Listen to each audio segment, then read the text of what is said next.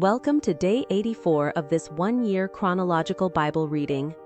Today's passage is from Joshua 9-11. Joshua chapter 9.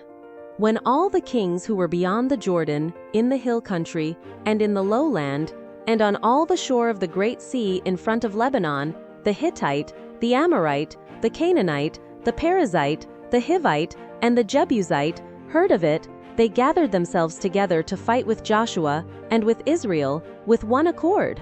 But when the inhabitants of Gibeon heard what Joshua had done to Jericho and to Ai, they also resorted to a ruse, and went and made as if they had been ambassadors, and took old sacks on their donkeys, and old torn up and bound up wineskins, and old and patched sandals on their feet, and wore old garments. All the bread of their food supply was dry and moldy. They went to Joshua at the camp at Gilgal, and said to him and to the men of Israel, "We have come from a far country. Now therefore make a covenant with us." The men of Israel said to the Hivites, "What if you live among us? How could we make a covenant with you?" They said to Joshua, "We are your servants." Joshua said to them, "Who are you? Where do you come from?" They said to him, "Your servants have come from a very far country because of the name of the Lord your God, for we have heard of his fame, all that he did in Egypt, and all that he did to the two kings of the Amorites who were beyond the Jordan, to Sihon king of Heshbon, and to Og king of Bashan, who was at Ashtaroth. Our elders and all the inhabitants of our country spoke to us, saying, 'Take supplies in your hand for the journey, and go to meet them. Tell them, we are your servants. Now make a covenant with us. This our bread we took hot for our supplies out of our houses on the day we went out to go to you, but now, behold, it is dry, and has become moldy. These wineskins which we filled were new, and behold, they are torn. These our garments and our sandals have become old because of the very long journey." The men sampled their provisions, and didn't ask counsel from the Lord's mouth. Joshua made peace with them, and made a covenant with them, to let them live. The princes of the congregation swore to them. At the end of 3 days after they had made a covenant with them, they heard that they were their neighbors, and that they lived among them. The children of Israel traveled and came to their cities on the 3rd day. Now their cities were Gibeon, Chephirah, Beeroth, and Kiriath Jearim. The children of Israel didn't strike them, because the princes of the congregation had sworn to them by the Lord, the God of Israel. All the congregation murmured against the princes. But all the princes said to all the congregation, "We have sworn to them by the Lord, the God of Israel. Now therefore we may not touch them. We will do this to them, and let them live, lest wrath be on us, because of the oath which we swore to them." The princes said to them, "Let them live." So they became woodcutters and drawers of water for all the congregation, as the princes had spoken to them. Joshua called for them, and he spoke to them, saying, "Why have you deceived us, saying, 'We are very far from you,' when you live among us? Now therefore you are cursed, and some of you will never fail to be slaves, both woodcutters and drawers of water for the house of my God." They answered Joshua, and said, "Because your servants were certainly told how the Lord your God commanded his servant Moses to give you all the land, and to destroy all the inhabitants of the land from before you. Therefore we were very afraid for our lives because of you, and have done this thing. Now behold, we are in your hand. Do to us as it seems good and right to you to do." He did so to them, and delivered them out of the hand of the children of Israel, so that they didn't kill them. That day Joshua made them woodcutters and drawers of water for the congregation, and for the Lord's altar to this day, in the place which he should choose. Joshua chapter 10. Now when Adoni Zedek, king of Jerusalem, heard how Joshua had taken Ai, and had utterly destroyed it, as he had done to Jericho and her king, so he had done to Ai and her king, and how the inhabitants of Gibeon had made peace with Israel, and were among them, they were very afraid, because Gibeon was a great city, as one of the royal cities, and because it was greater than Ai, and all its men were mighty. Therefore Adoni Zedek, king of Jerusalem, sent to Hoham king of Hebron, Piram king of Jarmuth, Japhia king of Lachish, and Debir king of Eglon, saying, "Come up to me and help me. Let's strike Gibeon, for they have made peace with Joshua, and with the children of Israel." Therefore the 5 kings of the Amorites, the king of Jerusalem, the king of Hebron, the king of Jarmuth, the king of Lachish, and the king of Eglon, gathered themselves together and went up, they and all their armies, and encamped against Gibeon, and made war against it. The men of Gibeon sent to Joshua at the camp at Gilgal, saying, "Don't abandon your servants. Come up to us quickly and save us. Help us, for all the kings of the Amorites that dwell in the hill country have gathered together against us." So Joshua went up from Gilgal, he and the whole army with him, including all the mighty men of valor. The Lord said to Joshua, "Don't fear them, for I have delivered them into your hands. Not a man of them will stand before you." Joshua therefore came to them suddenly. He marched from Gilgal all night. The Lord confused them before Israel. He killed them with a great slaughter at Gibeon, and chased them by the way of the ascent of Beth-horon, and struck them to Azekah and to Makkedah. As they fled from before Israel, while they were at the descent of Beth-horon, the Lord hurled down great stones from the sky on them to Azekah, and they died. There were more who died from the hailstones than those whom the children of Israel killed with the sword. Then Joshua spoke to the Lord in the day when the Lord delivered up the Amorites before the children of Israel. He said in the sight of Israel, "Sun, stand still on Gibeon. You, moon, stop in the valley of Aijalon." The sun stood still, and the moon stayed, until the nation had avenged themselves of their enemies. Isn't this written in the book of Jashar? The sun stayed in the middle of the sky, and didn't hurry to go down about a whole day. There was no day like that before it or after it, that the Lord listened to the voice of a man, for the Lord fought for Israel. Joshua returned, and all Israel with him, to the camp to Gilgal. These 5 kings fled, and hid themselves in the cave at Makkedah.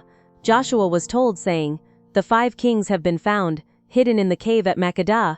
Joshua said, "Roll large stones to cover the cave's entrance, and set men by it to guard them, but don't stay there. Pursue your enemies, and attack them from the rear. Don't allow them to enter into their cities, for the Lord your God has delivered them into your hand." When Joshua and the children of Israel had finished killing them with a very great slaughter, until they were consumed, and the remnant which remained of them had entered into the fortified cities, all the people returned to the camp to Joshua at Makkedah in peace. None moved his tongue against any of the children of Israel.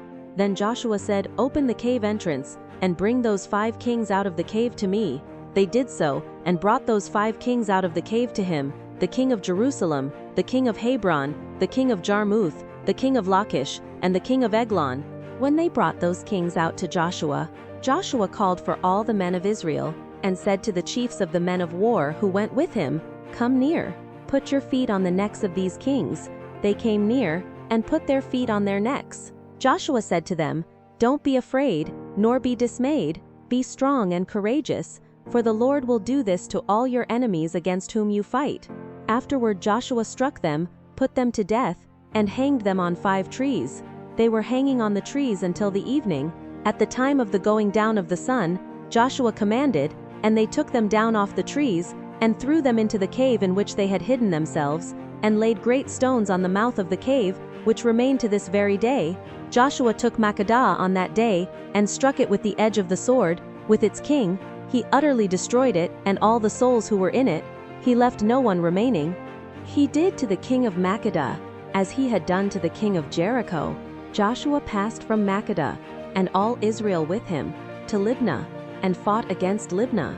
The Lord delivered it also, with its king, into the hand of Israel. He struck it with the edge of the sword, and all the souls who were in it. He left no one remaining in it. He did to its king as he had done to the king of Jericho.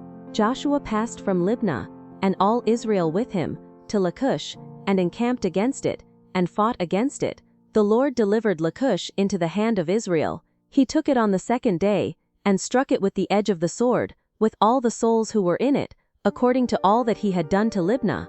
Then Horam king of Gezer came up to help Lachish, and Joshua struck him and his people, until he had left him no one remaining. Joshua passed from Lachish, and all Israel with him, to Eglon, and they encamped against it, and fought against it. They took it on that day, and struck it with the edge of the sword. He utterly destroyed all the souls who were in it that day, according to all that he had done to Lachish. Joshua went up from Eglon and all Israel with him to Hebron, and they fought against it. They took it and struck it with the edge of the sword, with its king and all its cities, and all the souls who were in it. He left no one remaining, according to all that he had done to Eglon, but he utterly destroyed it, and all the souls who were in it. Joshua returned, and all Israel with him, to Debir, and fought against it. He took it with its king and all its cities. They struck them with the edge of the sword, and utterly destroyed all the souls who were in it. He left no one remaining. As he had done to Hebron, so he did to Debir, and to its king, as he had done also to Libnah, and to its king. So Joshua struck all the land, the hill country, the south, the lowland, the slopes, and all their kings. He left no one remaining. But he utterly destroyed all that breathed as the Lord, the God of Israel, commanded. Joshua struck them from Kadesh Barnea, even to Gaza, and all the country of Goshen, even to Gibeon. Joshua took all these kings and their land at one time, because the Lord, the God of Israel, fought for Israel. Joshua returned, and all Israel with him, to the camp to Gilgal. Joshua chapter 11. When Jabin king of Hazor heard of it, he sent to Jobab king of Madon, to the king of Shimron, to the king of Akshaph, and to the kings who were on the north, in the hill country, in the Arabah south of Chinneroth, in the lowland, and in the heights of Dor on the west, to the Canaanite on the east, and on the west, the Amorite, the Hittite, the Perizzite, the Jebusite in the hill country, and the Hivite under Hermon in the land of Mizpah. They went out, they and all their armies with them, many people, even as the sand that is on the seashore in multitude, with very many horses and chariots. All these kings met together, and they came and encamped together at the waters of Merom, to fight with Israel. The Lord said to Joshua, "Don't be afraid because of them, for tomorrow at this time, I will deliver them up all slain before Israel. You shall hamstring their horses, and burn their chariots with fire." So Joshua came suddenly, with all the warriors against them by the waters of Merom, and attacked them. The Lord delivered them into the hand of Israel, and they struck them, and chased them to Great Sidon, and to Misrephoth-Maim, and to the valley of Mizpah eastward. They struck them until they left them, no one remaining. Joshua did to them as the Lord told him. He hamstrung their horses and burned their chariots with fire. Joshua turned back at that time, and took Hazor, and struck its king with the sword, for Hazor used to be the head of all those kingdoms. They struck all the souls who were in it with the edge of the sword, utterly destroying them. There was no one left who breathed. He burned Hazor with fire. Joshua captured all the cities of those kings, with their kings, and he struck them with the edge of the sword, and utterly destroyed them, as Moses the servant of the Lord commanded. But as for the cities that stood on their mounds, Israel burned none of them, except Hazor only. Joshua burned that. The children of Israel took all the plunder of these cities, with the livestock, as plunder for themselves, but every man they struck with the edge of the sword, until they had destroyed them. They didn't leave any who breathed. As the Lord commanded Moses his servant, so Moses commanded Joshua. Joshua did so. He left nothing undone, of all that the Lord commanded Moses.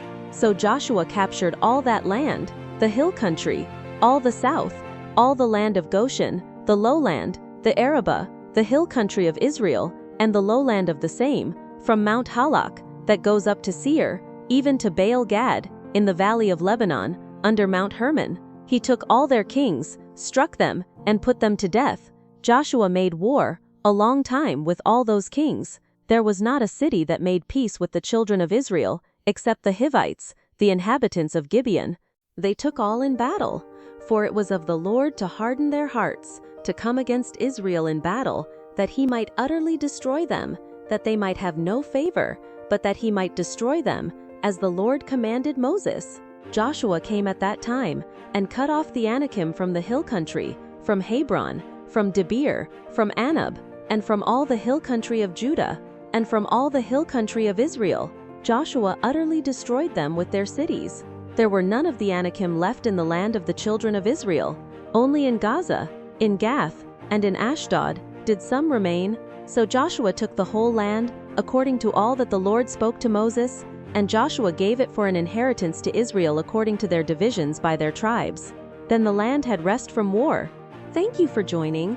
Until tomorrow, have a joyful day. Blessings.